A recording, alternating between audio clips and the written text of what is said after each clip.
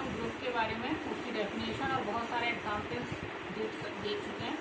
तो I hope कि आपको ग्रुप का कॉन्सेप्ट समझ में आ गया होगा अब तक कि ग्रुप किसे कहते हैं, कोई सेट किसी बाइनरी ऑपरेशन के रेस्पेक्ट में ग्रुप फॉर्म करता है या नहीं करता है, इसके लिए कौन कौन सी प्रॉपर्टीज सेट करनी है, ये सब अब आपकी समझ में आ गया होगा। तो आज हम जो है इसकी कुछ थ्योरम्स प्रूव करेंगे जो कि एग्जाम पॉइंट ऑफ व्यू से इम्पॉर्टेंट है और बहुत आसान है। यूजी लेवल पे 2-2, 3-3 नंबर में ये थ्योरम्स आती हैं और आपको पता होना चाहिए। ठीक है, तो आज हम थ्योरम्स करेंगे। अलजेब्रा एक्चुअली थ्योरम्स का ही नाम है, इसमें कोई सवाल नहीं होते, इसमें सिर्फ थ्योरम्स होती हैं और कॉन्सेप्ट्स होते हैं। ओके, तो हम थ्योरम्स से स्टार्ट करते हैं। Element in a group is unique. Identity element in a group is unique.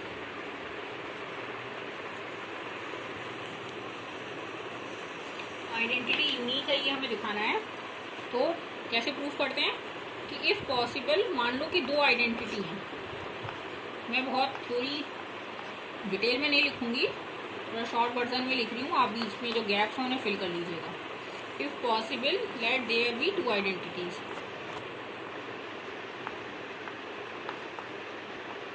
है ना, उल्टा लेके चल रहे हैं हम और हमें कुछ कंट्राडिक्शन मिलना चाहिए। E एंड E डैश, दो आइडेंटिटी हमने E और E डैश मान ली इन ग्रुप G। तो यदि E को आइडेंटिटी हो, E dot E dash, E और E डैश में यदि बाइनरी ऑपरेशन लगाएंगे और नोटेशन के लिए हमने इसको मल्टीप्लिकेशन से ही शो कर दिया है, तो ये इक्वल होगा E dash. E accepts identity, E ने आइडेंटिटी की तरह काम करा है और उसने E डैश को अनचेंज छोड़ दिया। ठीक है, अब हम दूसरे तरीके से सोचें और E डैश आइडेंटिटी की तरह काम करे तो ये क्या आएगा, E आएगा। यदि E डैश एक्ट करे आइडेंटिटी की तरह, क्योंकि E डैश भी तो आप कह रहे हो कि आइडेंटिटी है, यदि E डैश काम करने लगे आइडेंटिटी की तरह तो ये E आना चाहिए। तो और ये एलिमेंट तो एक ही है, E डॉट E डैश इस तरीके से निकालें या इस तरीके से निकालें। मैपिंग में एक एलिमेंट की एक ही इमेज बन सकती है ना। और बाइनरी ऑपरेशन क्या है, binary operation G cross G से G में एक मैपिंग ही तो है, is a mapping. Binary operation असल में क्या है, एक मैपिंग है G क्रॉस G से G में। कार्टेशियन प्रोडक्ट जो मैंने आपको पहले बताए थे, Cartesian product G cross G से G में जो मैपिंग है उसे नाम दिया है हमने बाइनरी ऑपरेशन का। तो इस एलिमेंट की जो इमेज है, यानी कि ये एलिमेंट जिस एलिमेंट पे जा रहा है G में, वो एलिमेंट यूनिक होनी चाहिए बाइनरी ऑपरेशन की डेफिनेशन के हिसाब से। तो यूनिक होना चाहिए इमेज, यानी कि अंडर बाइनरी ऑपरेशन स्टार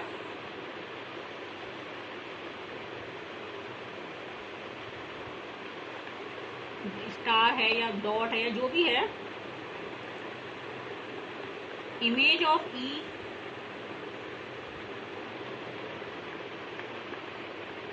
और E dash will be unique.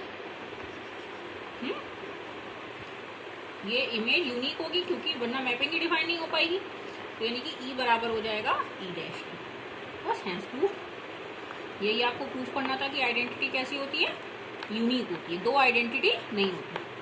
दूसरा क्या है कि इनवर्स यूनिक होता है।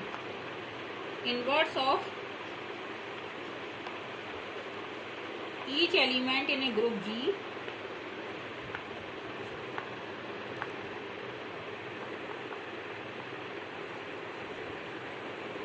Is unique. ये GP का मतलब ग्रुप है, शॉर्ट वर्जन में लिख दिया मैंने। तो अब हम ये भी दो मान लेते हैं कि पॉसिबल है, तो मान लो दो भाई इनवर्स है हमारे पास। इफ पॉसिबल,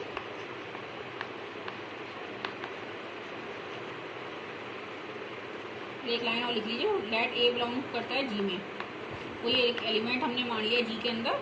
और if possible let B and C be two inverses of A के हमने दो इनवर्स मान लिए। ठीक है, तो आइडेंटिटी जो है वो E में आइडेंटिटी एलिमेंट है, ये आइडेंटिटी। तो यदि B को इनवर्स मानेंगे तो आप क्या हो जाएगा, B डॉट A बराबर आइडेंटिटी बराबर A डॉट B। है ना।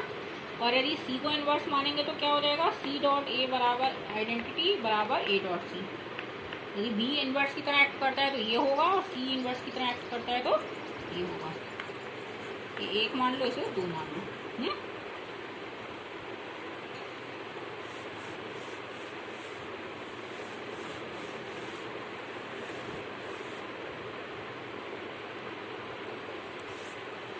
अब यदि आप बी एलिमेंट लिखो तो बी को आप लिख सकते हो ई डॉट बी, है ना।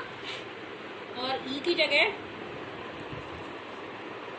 ए बी बराबर बी ए बराबर आइडेंटिटी और ए सी बराबर सी ए बराबर आइडेंटिटी, ये था हमारे पास ए सी और सी ए। यहाँ पे इसको ऐसे भी लिख सकते हैं C dot A dot B, क्योंकि सी जो है इन्वर्स था तो सी डॉट ए क्या था, आइडेंटिटी था।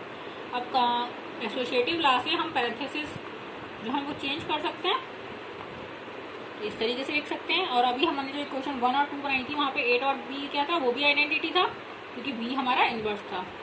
और सी डॉट ई क्या आ जाएगा, सी हो जाएगा क्योंकि ई क्या है, आइडेंटिटी एलिमेंट है। तो बी बराबर क्या आ गया आपका, सी आ गया। यानी कि इन्वर्स कैसे हो गया, यूनिक हो गया। Inverse of each element is unique.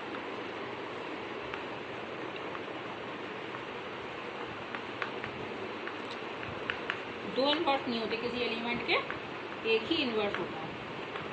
ठीक है, आसान है। तीसरा है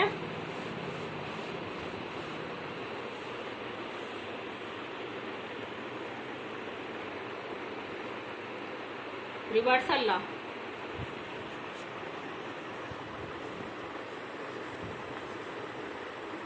रिवर्सल लॉ क्या होता है कि प्रोडक्ट का जो इन्वर्स होता है वो इन्वर्सेस के प्रोडक्ट के बराबर होता है, लेकिन रिवर्स ऑर्डर में।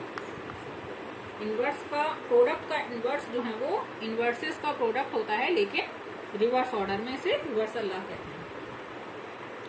तो प्रूफ क्या है भाई, ए बी की बी इन्वर्स ए इन्वर्स से गुणा करके देख लेते हैं क्या आ रहा है। तो ये क्या आएगा, ए बी बी इन्वर्स को साथ लिख देते हैं एसोसिएटिव लॉ से, ए इन्वर्स को बाहर कर देते हैं। ये A B B inverse identity हो जाएगा, ये ए इन्वर्स हो जाएगा। ए और ई मल्टीप्लाई होके ए हो जाएंगे, ये ए इन्वर्स हो जाएगा। ए और ए इन्वर्स आइडेंटिटी हो जाएंगे। ठीक है, और इसी तरीके से यहाँ जगह थोड़ा कम है, चाह रही थी यहीं आ जाता, लेकिन ठीक है। ए बी के राइट मल्टीप्लीकेशन यदि हमने बी इन्वर्स ए इन्वर्स से करा तो आइडेंटिटी आ गया। अब एक बार लेफ्ट इन्वर्स और देख लेते हैं, लेफ्ट मल्टीप्लीकेशन से। और यदि दोनों तरीके से ई आ जाता है तो इसका मतलब ए बी का जो इन्वर्स है वो बी इन्वर्स ए इन्वर्स हो जाएगा। तो एक बार लेफ्ट मल्टीप्लिकेशन से और देख लेते हैं। तो लेफ्ट मल्टीप्लिकेशन से करेंगे तो आप वही एसोसिएटिव लॉ से पैरेंथेसिस की पोजीशन चेंज कर सकते हैं, कहीं भी लगा सकते हैं। आप लिख लीजिए ब्रैकेट में यूजिंग एसोसिएटिव लॉ। आप क्या लगा रहे हैं, कोई प्रॉपर्टी, उसका नाम जरूर लिख देना चाहिए।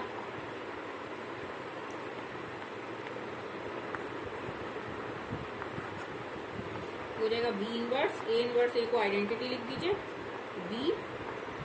बी इन्वर्स आइडेंटिटी और बी मिलके बी हो जाएंगे, और बी इन्वर्स बी मिलके फिर आइडेंटिटी हो जाएंगे। यानी कि आपको क्या आपने लिख लिया, आपने लिख लिया कि A B inverse A inverse की मल्टीप्लाई करके आइडेंटिटी आ रहा है, और बी इन्वर्स ए इन्वर्स से लेफ्ट मल्टीप्लाई करके ए बी की तो भी आइडेंटिटी आ रहा है ना। और ये इन्वर्स की डेफिनेशन है, यानी कि ए बी का जो इन्वर्स हो जाएगा वो क्या हो जाएगा, बी इन्वर्स ए इन्वर्स। और यदि ग्रुप एबिलियन हो तो आप इसका ऑर्डर चेंज कर सकते हैं। तो आप लिख सकते हैं कि ए बी का इन्वर्स बराबर A inverse B inverse only if G is abelian, और एबिलियन नहीं है तो ये रिवर्स ऑर्डर में रहेंगे। अगला है कि इन्वर्स का इन्वर्स जो है वो ओरिजिनल एलिमेंट के इक्वल होता है। ए इन्वर्स का इन्वर्स जो है वो वापस ओरिजिनल एलिमेंट ए होता है for each A belonging to जी।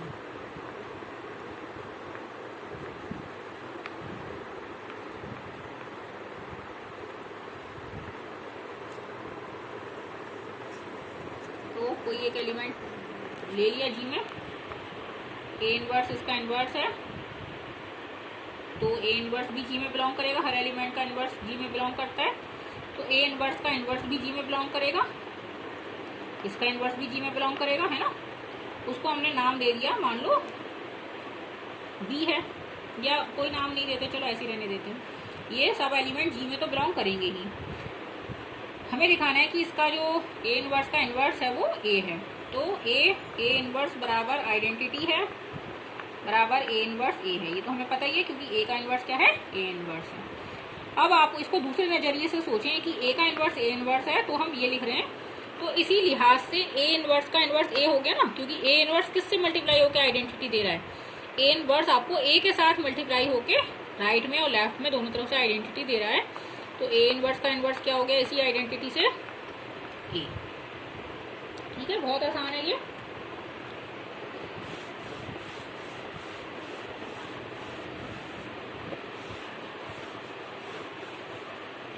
अगली है कि जी एक ग्रुप है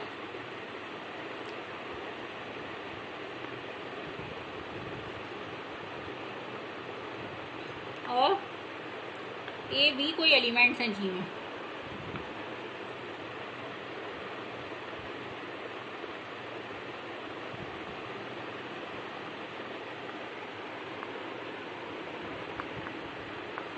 Then the equations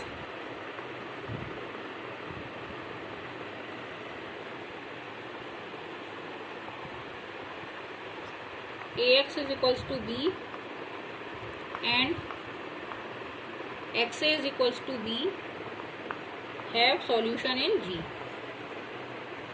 Have solution in G.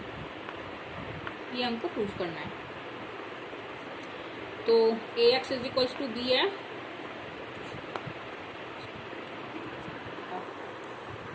ax is equals to b है।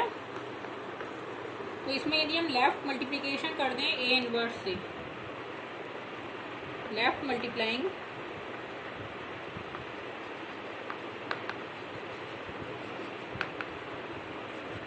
By a inverse both the sides, both sides में ए इनवर्स से लेफ्ट मल्टीप्लाई करते हैं, तो क्या हो जाएगा ए inverse A x is equals to A inverse b.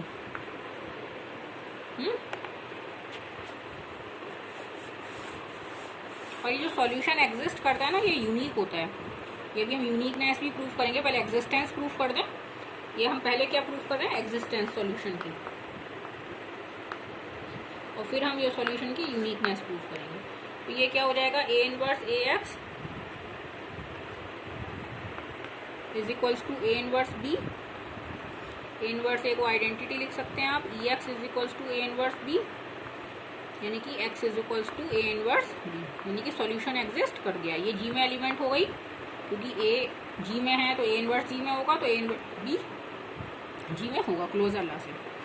और दूसरी इक्वेशन क्या थी हमारी, x a is equals to b. दूसरी इक्वेशन थी x a is equals to b, second equation.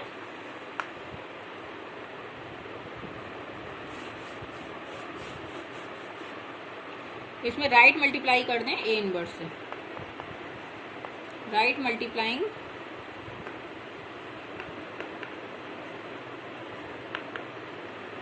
By a inverse both the sides, at both sides. तो ये क्या हो जाएगा x a inverse is equals to b A inverse. तो ये हो जाएगा x a inverse is equals to b A inverse. फिर ये हो जाएगा एक्स ई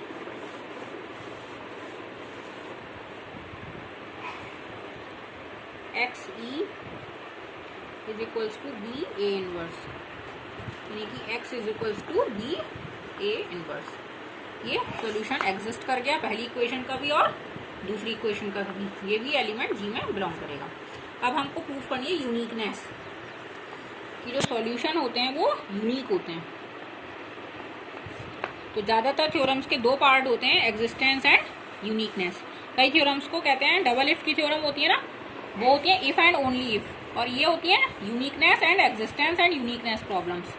कि पहले आपको सॉल्यूशन की यूनिक एग्जिस्टेंस प्रूफ करनी है, फिर उनकी यूनिकनेस दिखानी है। आप जब इक्वेशंस पढ़ेंगे, मैट्रिक्स इक्वेशंस पढ़ेंगे लीनियर अलजेब्रा में, उसमें काफ़ी रहता है ये सब कि पहले आप existence and then uniqueness. Differential equations वगैरह में भी ये सब रहता है, एग्जिस्टेंस, यूनिकनेस, प्रॉब्लम्स।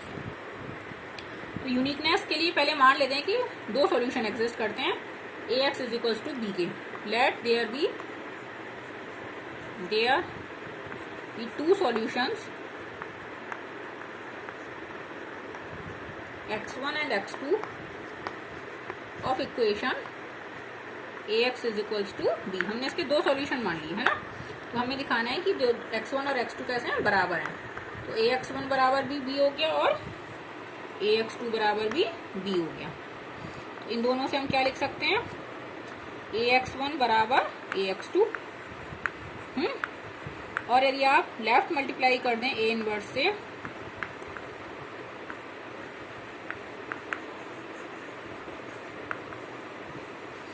अब हम लेफ्ट मल्टीप्लाई कैसे कर पा रहे हैं ए इनवर्स से, क्योंकि हर एलिमेंट का इनवर्स एग्जिस्ट करता है जी में, है ना। ये हमारे ग्रुप की डेफिनेशन है कि यदि ए कोई एलिमेंट है जी का तो उसका इनवर्स भी एग्जिस्ट करेगा और उसके अंदर होगा। तो हम इसलिए इससे लेफ्ट मल्टीप्लाई कर सकते हैं। ये हो जाएगा आपका A inverse A X one is equals to A inverse A X two. फिर ये हो जाएगा ए inverse A X one is equals to A inverse A X two. तो हो जाएगा E X one is equals to E X two. हो जाएगा x1 is equals to x2। इनकी यूनिकनेस हो गई। और ऐसे ही दूसरी इक्वेशन का भी यूनिकनेस दिखाई जा सकती है, आसानी से आप दिखा सकते हैं। ठीक है,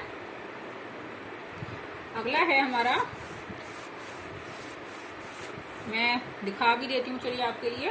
दूसरी इक्वेशन क्या थी हमारी, x a is equals to b. अब इसके हम दो सॉल्यूशन मान लेंगे तो क्या हो जाएंगे, x1 a is equals to b और x2 a is equals to b. ये दो सॉल्यूशन हो जाएंगे x1 और x2। तो x1 a is equals to x2 a हो जाएगा। राइट मल्टीप्लाई कर देंगे a इनवर्स से दोनों तरफ।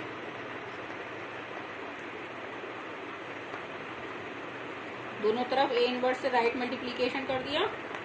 ये हो जाएगा x1 a inverse. Associative law का यूज कर लिया हमने, तो एसोसिएटिव लॉ से हम इसको ऐसे लिख सकते हैं। फिर ये x1e is equals to x2e, ये कि x1 is equals to x2। यहाँ पे भी सॉल्यूशन की यूनिकनेस आ गई। ठीक है, दोनों सेम थे लेकिन मैंने कर दिया फिर भी।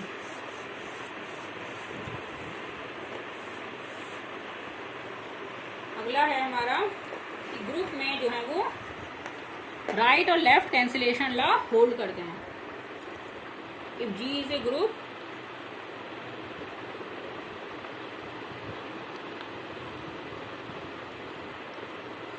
एंड ABC तीन एलिमेंट्स हैं G के, then BA is equals to CA है।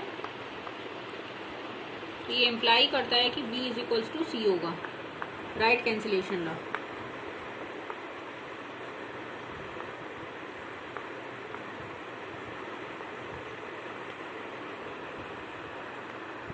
और AB is equals to AC है, ये इम्प्लाई करता है कि B is equals to C होगा, अगेन लेफ्ट कैंसिलेशन लॉ।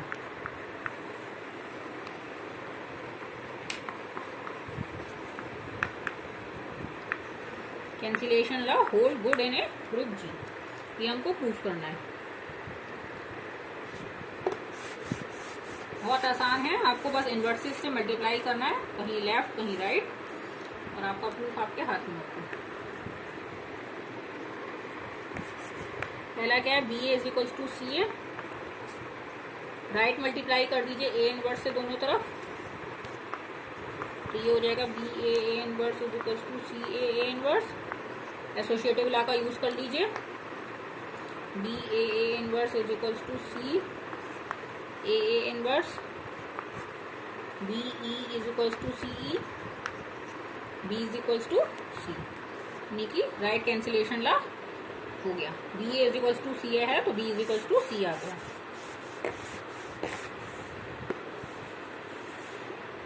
अगला है लेफ्ट कैंसिलेशन ला दिखाना है आपको। A B is equals to A C आपको दिया हुआ है, आप दोनों तरफ ए इनवर्स से मल्टीप्लाई कर दीजिए, लेफ्ट मल्टीप्लीकेशन। ये आपको लिखना पड़ेगा स्पेसिफिकली कि आप लेफ्ट मल्टीप्लीकेशन कर रहे हैं या राइट मल्टीप्लीकेशन कर रहे हैं, क्योंकि जरूरी नहीं है कि ग्रुप के एलिमेंट्स कम्यूट करते हों। एबिलियन ग्रुप नहीं है हमारा जी, तो इसलिए ग्रुप के एलिमेंट्स कम्यूट करते हो ये नहीं है। अभी आप फॉर ग्रांटेड नहीं ले सकते, इसलिए आपको कोई भी मल्टीप्लीकेशन करते टाइम ये स्पेसिफिकली लिखना होगा कि आप लेफ्ट मल्टीप्लाई कर रहे हैं या आप राइट मल्टीप्लाई कर रहे हैं। तो आप ये लिखेंगे कि left multiplying both sides by a inverse.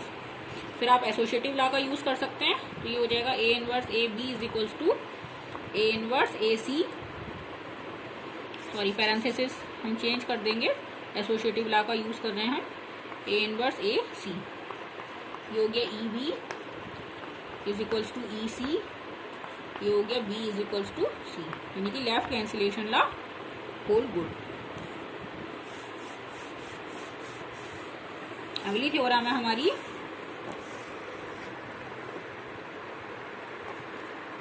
In a group G usual laws of exponents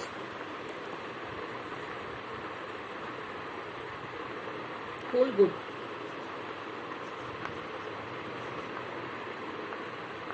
मतलब जी यदि कोई एलिमेंट है जी का, और तो जी की पावर m इंटू जी की power n is equals to G की पावर m प्लस n होता है for all integers m and n, for all integers m and belonging to z। और g और h भी कोई एलिमेंट है जी का, या a भी लिख सकते थे इनकी जगह, कुछ भी आप नाम लिख सकते हैं। तो जी एच की power n is equals to G की पावर n, h की पावर सॉरी जी एच की पावर n में नहीं होल होता क्योंकि कम्यूट नहीं करता हमारा जी के एलिमेंट्स। यहाँ थोड़ा सा चेंज होता आता है, ये हो जाते हैं h इनवर्स जी इनवर्स की पावर माइनस m, और g की पावर m की power n is equals to G की पावर एम एन। ये हमको दिखाना है, ठीक है। तो वन बाई वन हम स्टार्ट करते हैं।